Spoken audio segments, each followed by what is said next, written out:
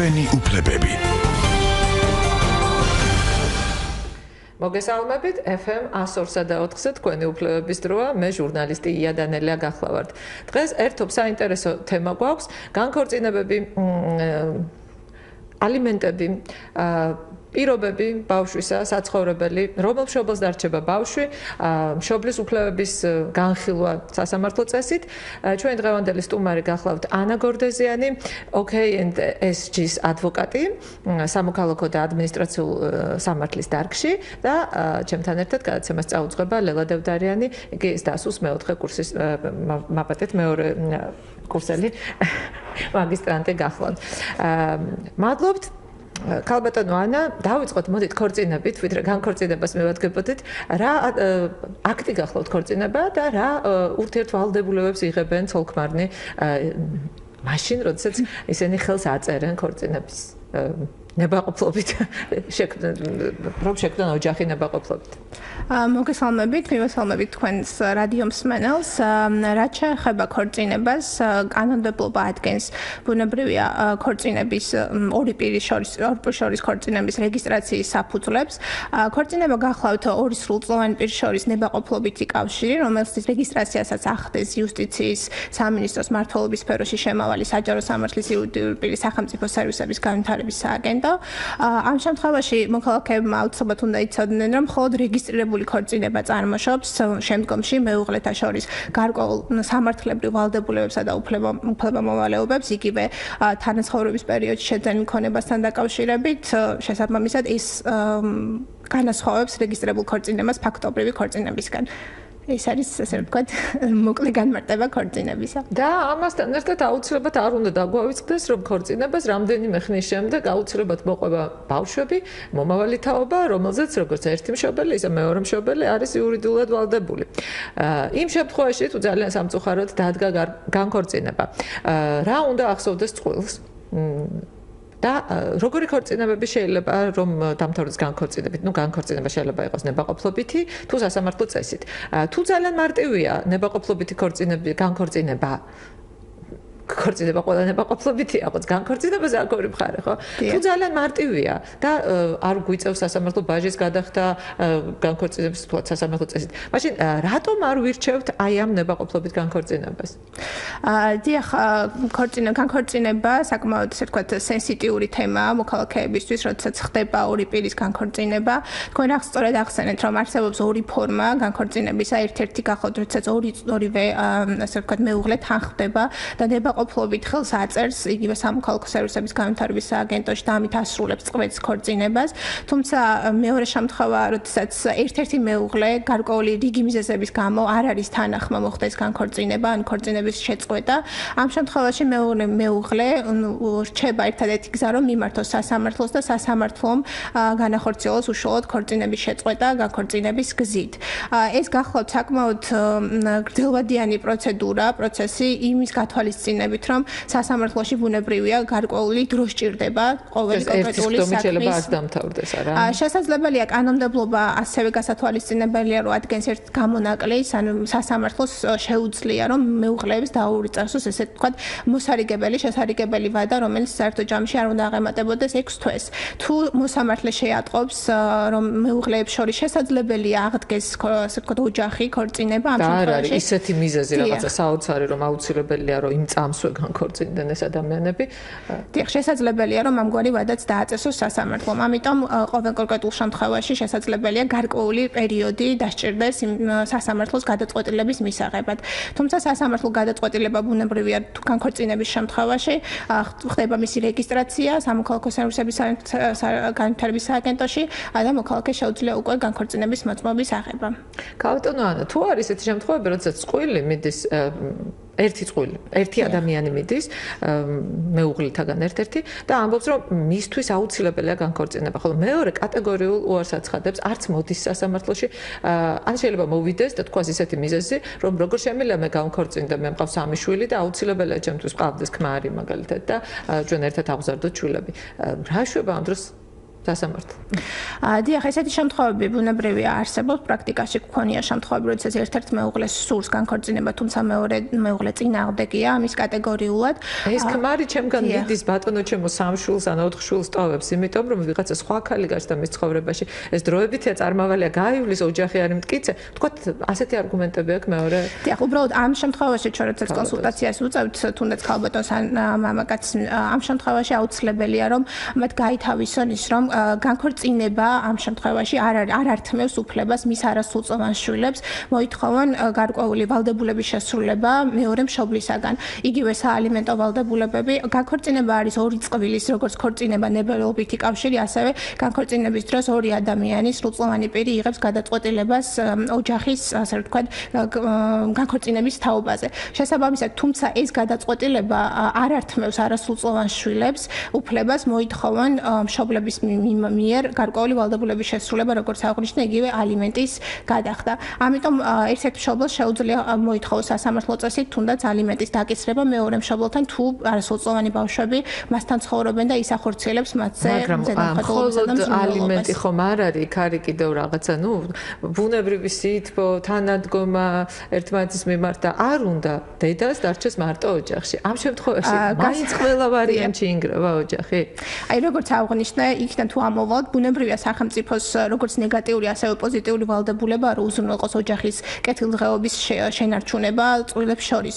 თუმცა სახელმწიფო ასევე ვერ დაავალდებულებს ერთ-ერთ მოქალაქეს მისი ნების საწინააღმდეგოდ დარჩას ქორწინებაში. ამიტომ, როდესაც ერთ-ერთი მხარე კატეგორიულად უარს აცხადებს და არ სურს მას ქორწინებაში ყოფნა, თუნდაც მორალური ნიშნების გათვალისწინებით სასამართლო რიგ შემთხვევებში, ხშირ შემთხვევებში იღებს გადაწყვეტილებას განქორწინების თაობაზე. იმ შემთხვევაში თუ 6 თვის განმავლობაში არ მოხდა მათი შერიგება და დაშორდნენ. ყოფილა ალბათ შემთხვევები, როდესაც ერთხელ უკვე დანგრეული ოჯახი კვლავ ქორწინდა. ყველა პროცედურა არის თავიდან გასავლელი, ხო? დიახ, როდესაც ხდება განქორწინება და შემდგომ წყვილი ისევ იღებს გადაწყვეტილებას ქორწინების შესახებ, რეგისტრირდება ახალი სააქტო ჩანაწერი მათი ქორწინების შესახებ ბუნებრივია იმ თარიღით, როდესაც ისინი მოისურვებენ ქორწინების რეგისტრაციას. ქალბატონო ანა, ახლა უცებ გამახსენდა, იყო ერთი ესეთი ძალიან გახმაურებული შემთხვევა, როდესაც ერთმა ძალიან ცნობილმა ბიზნესმენმა, რომელსაც ჰქონდა დიდი შემოსავალი, დაანგრია ოჯახი, განქორწინდა თავის მეუღლესთან. დიდი ხანი მიმდინარეობდა სასამართლო პროცესი, იმიტომ რომ გასაყოფი თანხა იყო ძალიან დიდი ქონება, შესაბამისად ცოლი თხოვდა მეტ წილს, იმიტომ რომ შვილები მასთან რჩებოდნენ და ასე შემდეგ. ბოლოს წელიწად ნახევრიანი პროცესების შედეგად ეს ქორწინება მართლაც გაუქმდა და იმდენად ბედნიერი იყო ჩვენი ბიზნესმენი, რომ რასაკვირველია აღსრულების ეროვნულ ბიუროში ეს სასამართლო გადაწყვეტილება არ წაუღია.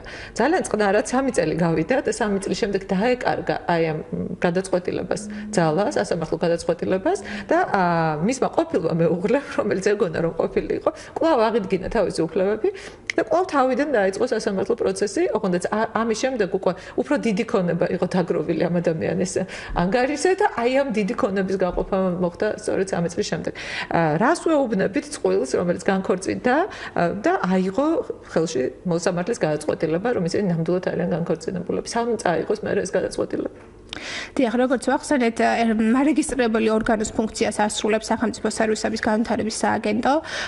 შესაბამისად, მოქალაქეებმა, რომელთაც სურს, რომ დაარეგისტრირონ თუნდაც ქორწინება ან განქორწინება, უნდა მიმართონ ამ ორგანოს, რომელიც განახორციელებს სასამართლო გადაწყვეტილების საფუძველზე მიღებულ, ასე ვთქვათ, დადგენილების რეგისტრაციასაც და მოხდება წყვილის ოფიციალურად განქორწინება. რაც შეეხება სასამართლო გადაწყვეტილებას და მის აღსრულების წესს, აუცილებელია, რომ როდესაც ხდება სასამართლო გადაწყვეტილებით გარკვეული ვალდებულებების დაკისრება ამა თუ იმ პირისათვის, მეორე მხარემ აუცილებელია, რომ ეს გადაწყვეტილება წარადგინოს აღსრულების ეროვნულ ბიუროში, რათა დაიწყოს უშუალოდ იძულებითი აღსრულება ამ გადაწყვეტილების, თუ ბუნებრივია მეორე მხარე არ დაემორჩილება გადაწყვეტილებას და ნებაყოფლობით თუ ასრულებს, ბუნებრივია ამის საჭიროება აღარ დგება. თუმცა თუ არ არის ესეთი ნება გამოხატული, აუცილებლად უნდა მიმართონ აღსრულების ეროვნულ ბიუროს, ეს ხანდაზმულობის ვადა არის, ასე ვთქვათ, 10 წელი, როდესაც შეუძლია გადაწყვეტილება აღასრულოს კრედიტორმა.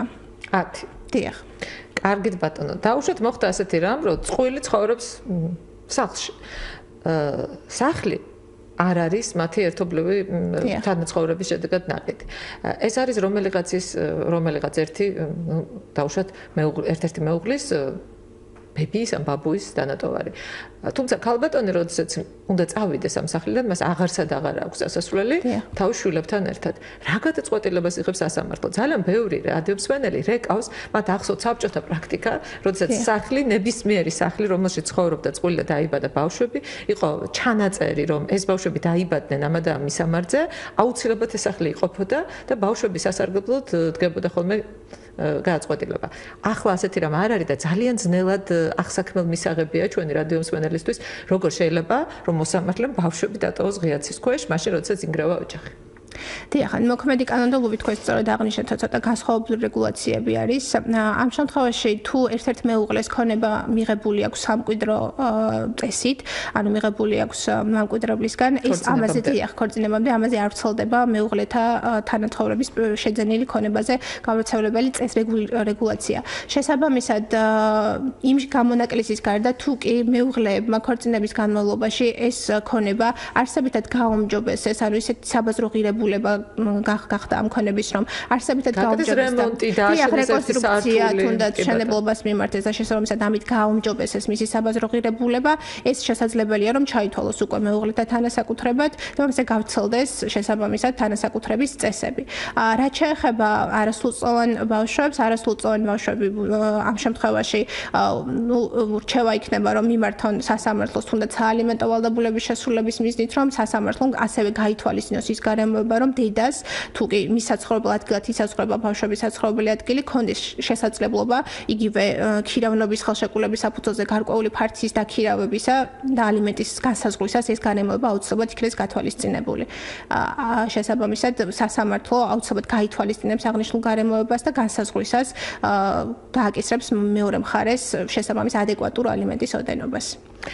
ზარი გვაქვს ეთერში, შეიძლება მოიმარჯვეთ ყურსასმენები. მაბატ იყო რაღაც ხარვეზი და გადმორეკავს ჩვენი მაყურებელი. ალო? ალო, გამარჯობათ. ალო. გისმენთ ქალბატონო, ეთერში ხართ? შეკითხვა მაქვს ესეთი. კი ბატონო. მოკლედ ქორწინებაში არ ვიმყოფებოდი.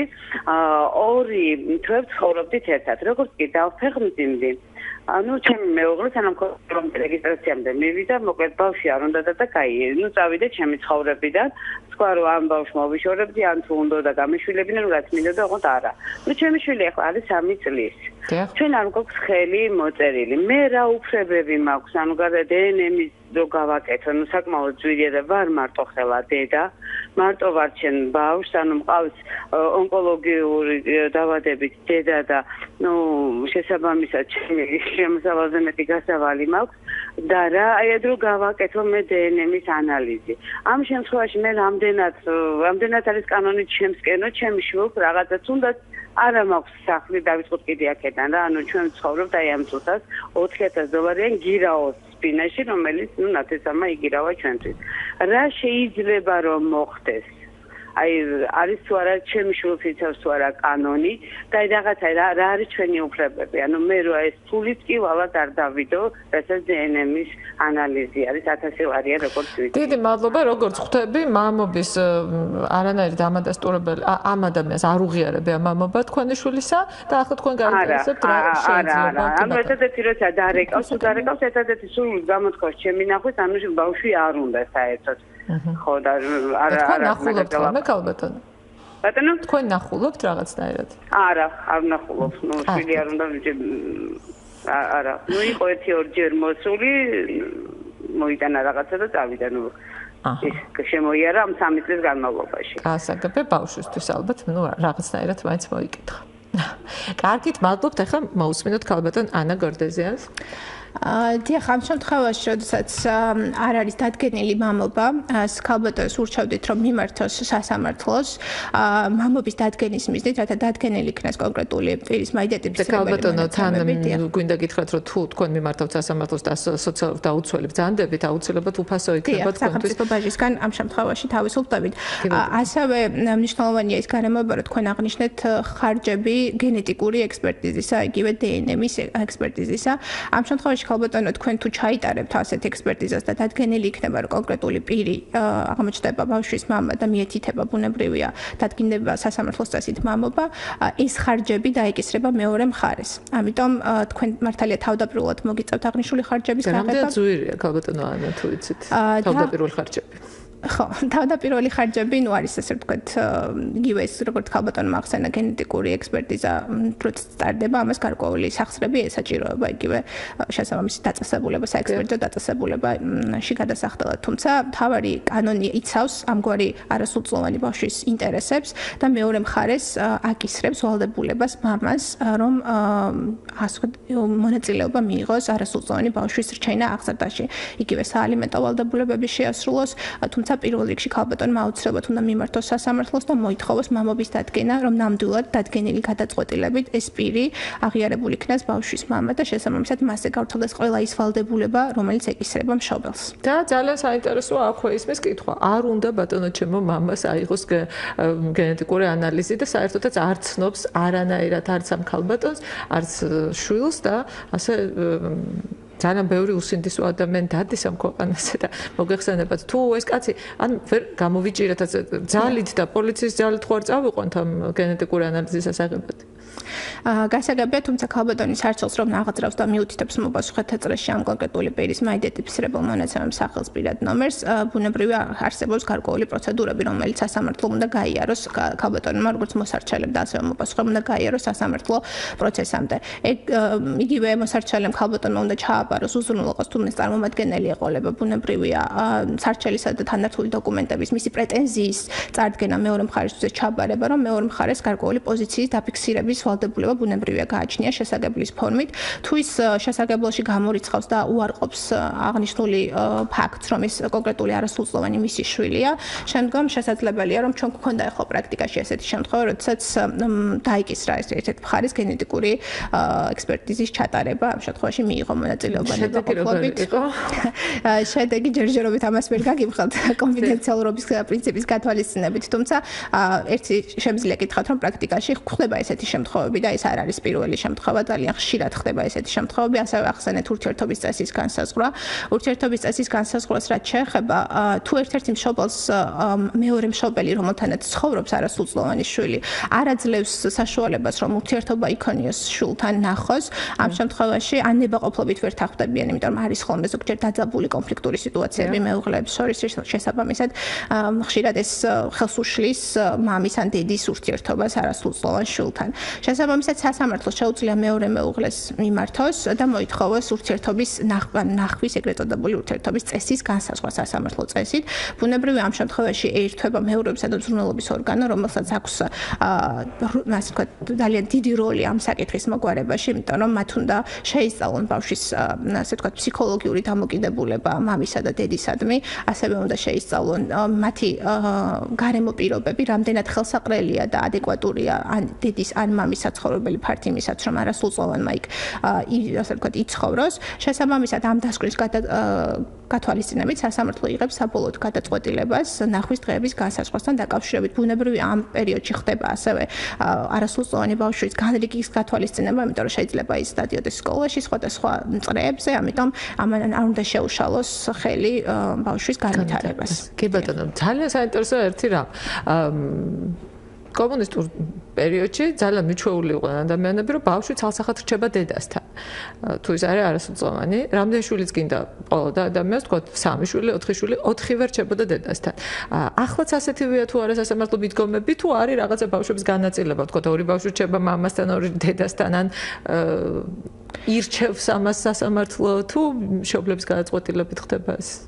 დიახ, როდესაც ხდება ორი მეუღლის განქორწინება ან დაშორება, ამ შემთხვევაში ბუნებრივია თუ მეუღლეები ერთობლივად მიღებულობენ გადაწყვეტილებას ნებაყოფლობით და შეთანხმებით, დიახ, ისინი განსაზღვრავენ საცხოვრებელ ადგილს, ხოლო თუ ასეთი შემთხვევა არ გვაქვს და ერთ-ერთი მშობელი, ორივე მშობელს სურს, რომ არასრულწლოვანი მასთან ცხოვრობდეს, ამ შემთხვევაში ისევ სასამართლო ერთადერთი ორგანო, რომელსაც შეუძლია განსაზღვროს არასრულწლოვანი ბავშვის საცხოვრებელი, ასე ვთქვათ, საცხოვრებლად განსაზღვრას ან დედის ან მამის საცხოვრებელი ადგილი.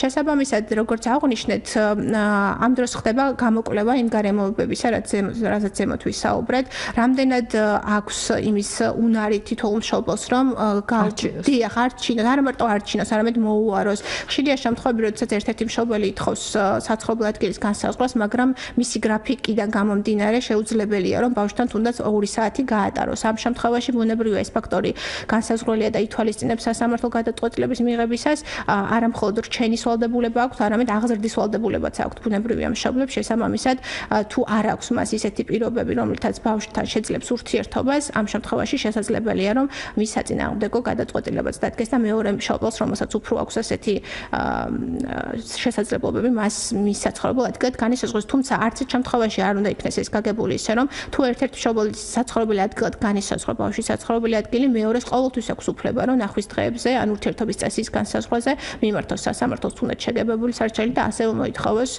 ბავშვთან ურთიერთობის წესის განსაზღვრა სასამართლო წესით. ქალბატონო, რამდენადაც მე გავიგე, დედას ცალსახად უპირატესობა აღარ აქვს, რომ არა, კანონი დედას და მამას ამ შემთხვევაში ათანაბრებს, უფლებებში არ განასხვავებს, შესაბამისად ორივე მშობელს აქვს ერთნაირი თანაბარი უფლებები. აქვე აღნიშნავ, რომ ხშირია ჩვენი კომპანია უფასო იურიდიულ კონსულტაციას უწევს მომხმარებელს და ძალიან ხშირია ხოლმე ესეთი შეკითხვები საზოგადოებაში, როდესაც კონსულტაციაზე გვიკავშირდებიან, გავრცელებული შეხედულებით ალიმენტი ეკისრება აუცილებლად მამაკაცს, ანუ მამას. ეს არის სტარი შეხედულება საზოგადოების, იმიტომ რომ ალიმენტის გადახდა შესაძლებელია დაეკისროს როგორც დედას, ასევე მამას.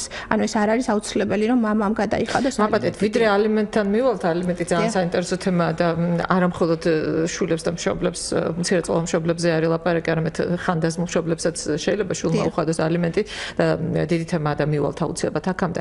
მე მაინტერესებს, თქვა წყვილს ყავს 4 შვილი. შეიძლება თუ არა ერთ-ერთმა მშობელმა მოითხოვოს, რომ 2 შვილი იყოს მასთან და 2 შვილი იყოს დედასთან, ცალსახად. და კმაყოფილდება თუ არა? და ნუ დედა ამ შემთხვევაში ითხოვს, რომ 4-ვე იყოს მასთან. დიახ, სასამართლო ამ შემთხვევაში შეზღუდულია საპროცესო კოდექსთან, თუ მოსარჩელი ამ შემთხვევაში ითხოვს კონკრეტული მოთხოვნა აქვს, თუნდაც 2 შვილთან მიმართებით და არ ითხოვს 2 დანარჩენ, ასე ვთქვათ, 2 შვილთან მიმართებით საცხოვრებელი ადგილის განსაზღვრას, სასამართლო იმსჯელებს მხოლოდ იმ მოთხოვნის ფარგლებში, რასაც მოსარჩელი ითხოვს, ანუ 2 შვილთან საცხოვრებელი ადგილის განსაზღვრას. თუმცა ბუნებრივია, როდესაც არის 4 არასრულწლოვანი ბავშვი, მათ მჭიდრო კავშირი აქვთ, ამიტომ სასამართლომ თუნდაც ფსიქოლოგის დახმარებით აუცილებლად უნდა შეაფასოს ის გარემოება და ხდება კიდევაც ასე, რომ რამდენად რეკომენდირებულია არასრულწლოვანი ბავშვების დამოუკიდებლად, ანუ განცალკევებით ცხოვრება და ეს ხომ არ შეუშლის მათ შემდგომ განვითარებას. შესაბამისად, ეს გარემოება ძალიან მნიშვნელოვანია აღნიშნული საკითხის, ასე ვთქვათ, განმარტებაში. არაცალკევებს დედმამიშვილებს გასაგებია, ზაარი გვაქვს ეთერში, მოიმარჯვოთ კურსასმენები, ქალბატონებო, გისმენთ ეთერში ბრძანდებით. გისმენთ ეთერში ბრძანდებით. ალო, მოგესალმებით გენაცვალე. ასეთ შეკითხვა მაქვს. 12 ბავშვი, 2 წამოზრდილებია 8-12 წლამდე და 2 მცირეწლოვანია. გაცილების შემთხვევაში სურვილის მიხედვით, უფროსები რომ მამასთან არიან, პატარები ორივე დედასთან რჩება. ალიმენტის საკითხი თუ ეკისრება მაინც მამას. ბინის ამბავი თვითონ რიგდებიან მაგას ყველაფერს. გასაგებია ქალბატონო თქვენი შეკითხვა. მადლობა. გისმენთ ქალბატონო, კიდევ გაქვთ კითხვა? გავგებარი იყო რა? არა, გასაგებია ქალბატონო თქვენი შეკითხვა, ახლა ვიგიპასუხებთ. კი ბატონო. დიახ, ამ შემთხვევაში ალიმენტი ეკისრება, ასე ვთქვათ, სრულწლოვანების მიღწევამდე, ანუ ეს არის 18 წლამდე ასაკის პირს. რაც შეეხება ქალბატონის შეკითხვას, თუ ბავშვები იმყოფებიან საცხოვრებელი ადგილი აქვთ დედასთან და დედასთან ერთად ცხოვრობენ, ამ შემთხვევაში მამას შესაძლებელია მიუხედავად იმისა, წყვილი ქორწინებაში იმყოფება თუ არ იმყოფება ოფიციალურად, შეუძლია დედას მიმართოს სასამართლოს ალიმენტის დაკისრებაზე და იმ არასრულწლოვან ბავშვს, რომელიც მასთან ცხოვრობს და ის ახორციელებს უშუალოდ ზედამხედველობას, მოითხოვოს მამისაგან გარკვეული საალიმენტო ვალდებულების შესრულება. ასევე თუ დაუშვათ მამასთან ცხოვრობენ ბავშვები და ის ახორციელებს მსურველობას, მამას შეუძლია მოითხოვოს ამ არასრულწლოვანი შვილების სასარგებლო დედისთვის ალიმენტის დაკისრება. ანუ ამ შემთხვევაში ქალბატონო თუ 2 ბავშვი დედასთან ცხოვრობს, მას უფლება არ ეკარგება, ქორწინებაში არის ის თუ განქორწინებულია, შვილების სასარგებლოდ მოითხოვოს ალიმენტის დაკისრება მეორე მხარისათვის. დიდი მადლობა, ლელა დევდარიანი არის კითხვით. ამ თემას სწორედ აგზელებს. მაინტერესებს როგორ განისაზღვრება ალიმენტის ოდენობა. ანუ ხო შეიძლება განქორწინდეს წყვილი და თქვათ, ანუ პირობითად მამას დაეკისროს ალიმენტის გადახდა. ანუ მამას რომელიც ანუ იმ პერიოდში აქვს მაღალანაზღაურებული ხელფასი და დაუშვათ არის მეორე წყვილი განქორწინებული და იმ მამას ანუ საერთოდ უმუშევარია. ანუ ამ შემთხვევაში როგორ ხდება ალიმენტის განსაზღვრა? დიდი მადლობა, ვიდრე უპასუხებდით, შეგახსენებთ, რომ ჩვენ დღევანდელი სტუმარი გახლავთ ანა გორდეზიანი, კომპანია OKNCG-ს ადვოკატი, სამოქალაქო და ადმინისტრაციულ საქმეებში. მადლობთ. დიახ, საქართველოს საკმაოდ საინტერესო კითხვაა და ისიც ძალიან ხშირად აწუხებთ მოქალაქეებს ამგვარი შეკითხვა. ალიმენტი განისაზღვრება კონკრეტული ოდენობა ალიმენტის სასამართლოს მიერ და საკანონმდებლობა არ ითვალისწინებს და არ გვაძლევს რაიმე ფიქსირებული ალიმენტის ოდენობას.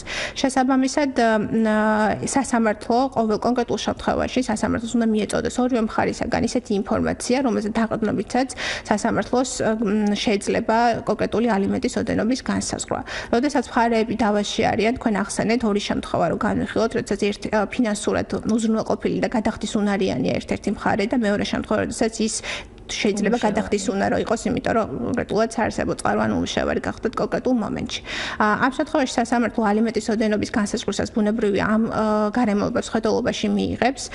პირობითად აუცილებელი არის ხოლმე მსგავსი თემატიკის საქმეებში მოპასუხე მხარის ამ შემთხვევაში უნდა დაეკისროს ალიმენტი მისი ფინანსური ქონებრივი მდგომარეობის შესწავლა და ამ შესწავლის შედეგად გარკვეული დოკუმენტაციის წარმოქმნა სასამართლოსთვის, როგორიც შეიძლება იყოს მისი ხელფასის დასაქმებლის ცნობა თუ დაუშვათ მოქალაქე ბუნებრივია კონფიდენციალური ინფორმაციის გათვალისწინებით ასეთ ცნობას ვერ გამოითხოვს, სასამართლო შეუძლია მიმართოს შუამდგომები და სასამართლო უფლებამოსილია მიცის რომ მალავს რაღაცა ინფორმაციას. შესაძლებელია რომ გამოითხოვოს მის ხელფასის შესახებ ცნობა. ასევე შესაძლებელია ჩვენ ხშირად მიმართოთ ხოლმე საბანკო დაწესებულებიდან, როდესაც გახსნილი აქვს ანგარიში, სასამართლო წესით ხდება ამ დოკუმენტაციის გამოთხოვა, რომ დაფიქსირდეს. შესაძლებელია ბუნებრივია საარსებო წყარო შეიძლება იყოს არამხოლოდ ხელფასი ადამიანისთვის, შესაძლებელია გარკვეული სხვა შემოსავლის წყაროც გააჩნდეს მას, ამიტომ აუცილებელია დიახ, თუნდაც საათობრივი ანაზღაურება რა თქმა უნდა შესაძლებელია, ამიტომ აუცილებელია რომ ეს ინფორმაციაც გამოკვლეული იყოს ალიმენტის ოდენობის განსაზღვრისათვის. რაც შეეხება უმუშევარებს ერთმანეთზე მოიპოვებენ ამ ინფორმაციას, თორემ სასამართლოს როგორ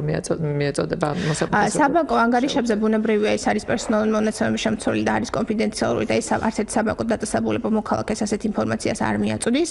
თუმცა როგორც აღნიშნეთ, სასამართლოს შეუძლია მოქალაქის შუამდგომლობის საფუძველზე გამოითხოვოს ეს ინფორმაცია, სწორედ იმის დასამტკიცებლად, რომ ერთ-ერთ მხარეს აქვს გონივრული ეჭვი იმისა, რომ ამ ანგარიშებზე შესაძლებელია ერწყებოდეს მეორე მხარეს გარკვეული სოლიდური შემოსავალი. ამიტომ ეს მნიშვნელოვანია და სასამართლო წესით ხდება ასეთი ინფორმაციის მიღება. რაც შეეხება უმუშევარ ადამიანს, ანუ უმუშევრობა არ ათავისუფლებს მშობელს შვილის მიმართ ნაკისრი ვალდებულების შესრულებისაგან. შესაბამისად უმუშევარ ადამიანსაც სასამართლო განუსაზღვრავს შესაბამის ადეკვატურ ალიმენტის ოდენობას. აი ხალბატონო, აი როგორ ხდება ეს? უმუშევარი ადამიანი. ერთი თუ ვერ იხდის ფულს თავისთავად ძლივს გააკ, როგორ გააკ კაცმა არ იცის, მაგრამ საქართველოა და მშიერი მკვდარი არავინ არ გვინახავს ჩვენ, მაგრამ ვერ უხდის ბავშვს ალიმენტს. თქვა დააკისრეს თუნდაც მინიმალური 50 ლარიანი სარჩო და ვერ იხდის. და თქვა 5-7 წლის შემდეგ დაიწყო მან მუშაობა. აი ეს დაგროვილი ალიმენტები ვალი, რაც მას ჰქონდა. აუცილებელია რომ ეს გადაიხადოს მთლიანად თუ უყადაღდება მას, აი რა მექანიზმი აქვს სახელმწიფოს ისეთი, რომ არ დაიჩაგროს ბავშვი მიუხედავად იმისა, რომ ეს ადამიანი არ ვიმუშავარი. სახელმწიფო მექანიზმი მესმის ბუნებრივია, როდესაც უმუშავარი ადამიანი მას არსებო, ასე ვთქვათ, შემოსავალიც არ გააჩნია, თუმცა სახელმწიფოს ვალია, რომ დაიცვას ასევე არასრულწლოვანი ბავშვის ინტერესები, შესაბამისად უმუშავრობა ვერ გაანთავისუფლებს მშობელს ნაკისრი ვალდებულების შესრულებისაგან.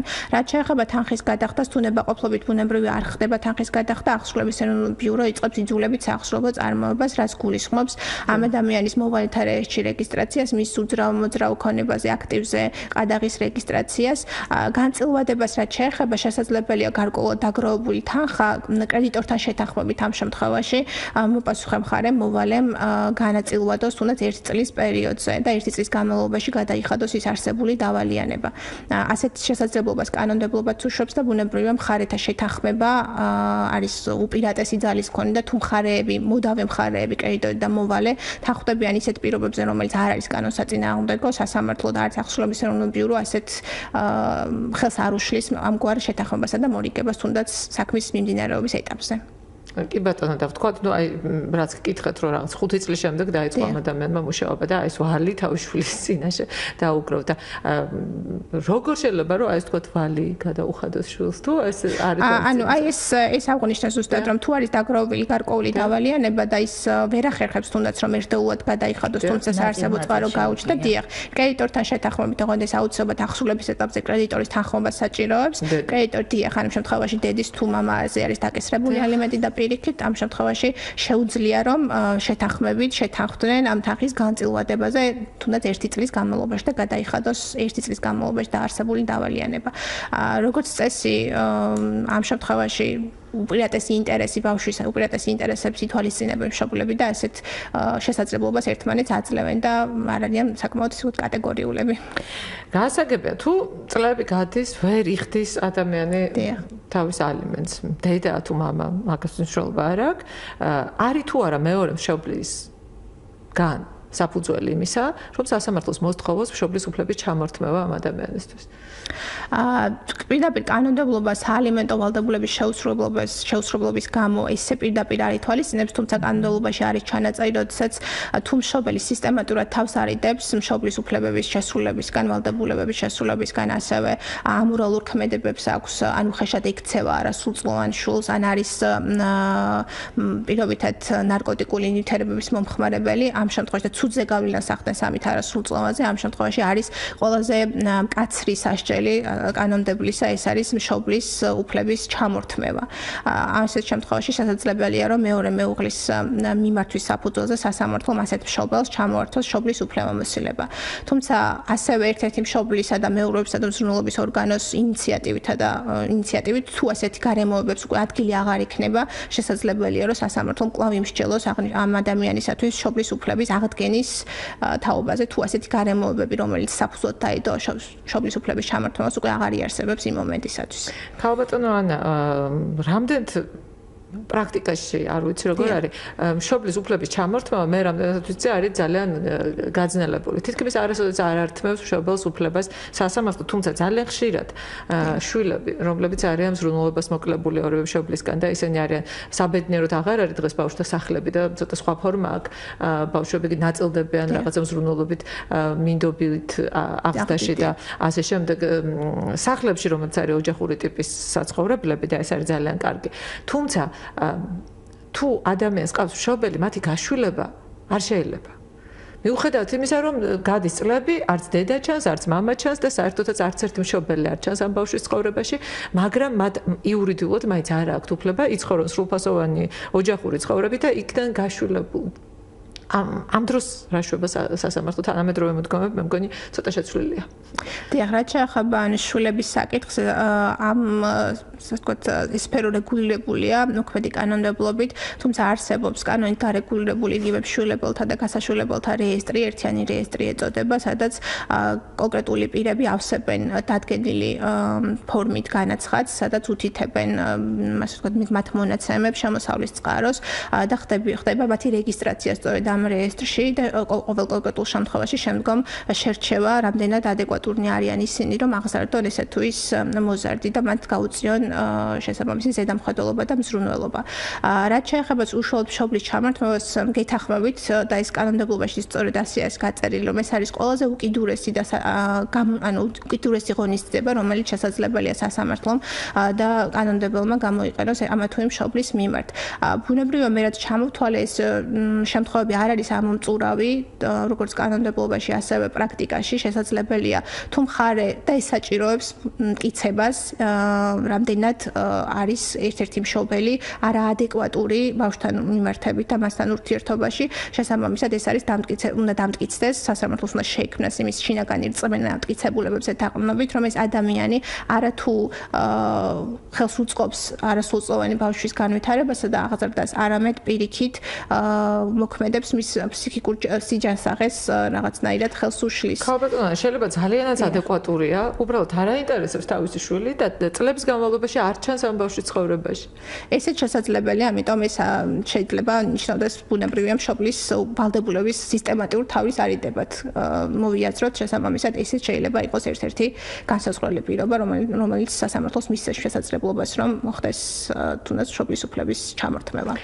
ქალბატონო, ძალიან ხშირია ესეთი შემთხვევები, როდესაც ერთ მშობელს მეორე მშობლისგან დამოუკიდებლად არ აქვს რაღაცეების უფლება არასრულწლოვან შვილთან მიმართებით, მაგალითად, უნდა წაიყვანოს საზღვარგართან, გასტროლებზე მიდის ბავშვი და აუცილებლად საჭიროა ორივე მშობლის ნებართვა ვიღაც მინდობილ პირზე, რომ წაიყვანოს, თქო, მასწავლებელზე იგივე და ამ მშობელს ვერ პოულობენ ვერაფრის დიდებით და შესაბამისად ძალიან ხშირია ესეთი შემთხვევა, როდესაც ბავშვი აკლდება ხოლმე მთელ რიგ ღონისძიებებს იმის გამო, რომ მისი მამა ან დედა წლების განმავლობაში მის ცხოვრებაში არც გამოჩენილა და არც აინტერესებს ამ შვილის ამბავი. დიახ, კანონმდებლობა ითვალისწინებს როგორც მშობლის უფლების ჩამორთმევის, ასევე მშობლის უფლების შეზღუდვის შესაძლებლობას. შეჩერება თუ შეზღუდვა, შეჩერებაც არსებობს ესეთი ტერმინი, მაგრამ შეჩერება ცოტა სხვა რაღაცა. ამ შემთხვევაში ეს არის მშობლის უფლების გარკვეულწილად შეზღუდვა, გარკვეულ სფეროებში შეუძლია სასამართლომ შეზღუდოს მშობლის უფლება. ამ შემთხვევაში თქვენ სწორედ აღნიშნეთ, ძალიან ხშირია შემთხვევები, როდესაც ერთ-ერთ მშობელს სურს არასრულწლოვანი შვილის საზღვარის მიღმა გაყვანა, რისთვისაც ბუნებრივია საჭიროა ორივე კანონიერი წარმომადგენლის, ორივე მშობლის თანხმობა, როდესაც ერთ-ერთი მშობელი უარს აცხადებს ასეთი თანხმობის გაცემაზე, მხარემ უნდა მიმართოს სასამართლოს და მოითხოვოს ამ ნაწილში მისი წარმომადგენლობითი უფლების შეზღუდვა. თუმცა ბუნებრივია მტკიცება იმისა, რომ რა ღონისძიებებისთვის მიდის ბავშვი, ეს არის თუ არა მისი უპირატესი ინტერესის სფეროში, ამით ზიანი ხომ არ მიადგება ბავშვის კეთილდღეობას. თუ სასამართლო ბუნებრივია მტკიცებულებებით დარწმუნდება იმაში, რომ ეს ხელს შეუწყობს ბავშვის განვითარებას იგივე გარკვეულ წრეებზე დადის ბავშვი და შესაბამისად აქედან ახდენს ფაქტიახ მიდის საზღვრების მიღმა, შესაძლებელია რომ შეეზღუდოს ერთ-ერთ მშობელს წარმომადგენლობითი უფლებამოსილება და სასამართლო გადაწყვეტილება იქნება ის აქტი, რომელიც დართავს მეორე მშობელს ნებას, რომ მოახდინოს ბავშვის გაყვანა. უბრალოდ ასეთ თემებში ხარ ჩვენ ასეთ საუბრობთ, აუცილებელია, როდესაც ერთ-ერთი მხარე მიმართავს სასამართლოს, ხშირია შემთხვევები, როდესაც თვითონ მოქალაქეები ბუნებრივია, რომ მათ არ აქვთ იურიდიული განათლება და ის ბუნებრივია, რომ სრულად შეიძლება ვერ შეძლოს სასამართლოში საკუთარი ინტერესების დაცვა, ამიტომ აქ ძალიან მნიშვნელოვანია მათი წარმომადგენლის იურისტის როლი, რომელმაც სასამართლოს უნდა შეუქმნას იმის რწმენა, ნამდვილად, რომ ეს ემსახურება არასრულწლოვანი ბავშვის ინტერესებს. და მოსამართლე ამ შემთხვევაში არის ერთდროული, შეუძლია ბავშვის სასარგებლოდ განმარტოს. რა თქმა უნდა, მოსამართლე ვალდებულია, რომ ბავშვის უპირატესი ინტერესი, ისე როგორც მოსამართლე, ასევე მეურვეობის სადამსვენებლობის ორგანო ვალდებულნი არიან, რომ ბავშვის უპირატესი ინტერესების გათვალისწინებით იმოქმედონ მხოლოდ და მხოლოდ. დიდი მადლობა, ქალბატონო, ჩვენ ძალიან ბევრი ვისაუბრეთ არასრულწლოვან ბავშვებზე, მაგრამ არაფერი გითქვამს იმ მოხუც მშობლებზე, რომლებსაც შვილებს, რომელთა მიმართაც შვილებს აქვთ ვალდებულება და შვილებმა შეიძლება ალიმენტის სწორედ ახლა მშობლებს გადაუხადონ, რა შემთხვევებია ეს და როდის ეკისრებათ შვილებს განსაკუთრებული მზრუნველობა, ყოველთვის უნდა იყოს ასეთი მზრუნველობა, რასაკვირველია ოჯახია, მაგრამ როდესაც თავს არიდებენ, როდის არის ეს შემთხვევები, როდესაც სასამართლო იღებს ერთპიროვნულ გადაწყვეტილებას, რომ ახლა შვილმა უნდა არჩინოს მშობელი აუცილებლად. დიახ, ერთს დავამატებ, რაც შეეხება ჩამორთმევასთან დაკავშირებით, მშობლის უფლების ჩამორთმევასთან დაკავშირებით საუბრობთ. ამ შემთხვევაში, როდესაც ხდება მშობლის უფლების ჩამორთმევა, საინტერესოა ის გარემოება, რომ ესეთი მშობელი კარგავს შვილის მიმართ თუნდაც მემკვიდრეობიდან გამომდინარე უფლებებს. შესაბამისად, იმ მშობელს, რომელსაც ჩამორთმეული აქვს მშობლის უფლება, აღარ იქნება პრეტენზია თუნდაც შვილის სამკვიდროზე. ეს ცოტა ისეთი მომენტია, მაგრამ კანონმდებლობით მაინც საინტერესოა, დიახ. მაშინ, როდესაც შვილს შვილს უნარჩუნდება ასეთი უფლება მშობლების გარდაცვალების შემდეგ. დიახ, ანუ გარდაცვალების შემდგომ არის პრინციპში ახლა სამკვიდროს თემაზე როდესაც ვსაუბრობთ, მაგრამ შვილს უნარჩუნდება ასეთი უფლება რომ მოითხოვოს და მშობლების უფლების ჩამორთმეულ პირებს ასეთი უფლება აღარ გააჩნია შვილის მიმართ.